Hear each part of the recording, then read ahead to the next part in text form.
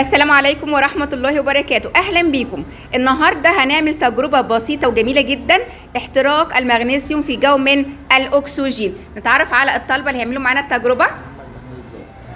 محمد عبد الرازق عبد الحميد. طيب يلا يا شباب، ايه الأدوات الأول؟ الماسك وشريط من المغنيسيوم، شايفين؟ وشريط لامع اهو من المغنيسيوم ومصدر للهب. هنبدأ نشيل شريط المغنيسيوم في جو طبعا من الأكسجين.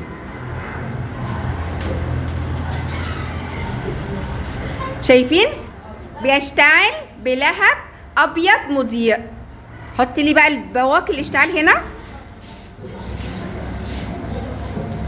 طلع لي ايه؟ مسحوق أبيض من أكسيد المغنيسيوم. يبقى حدث تفاعل كيميائي ما بين الأكسجين والمغنيسيوم، نتج عنه تكوين مادة جديدة هي أكسيد المغنيسيوم.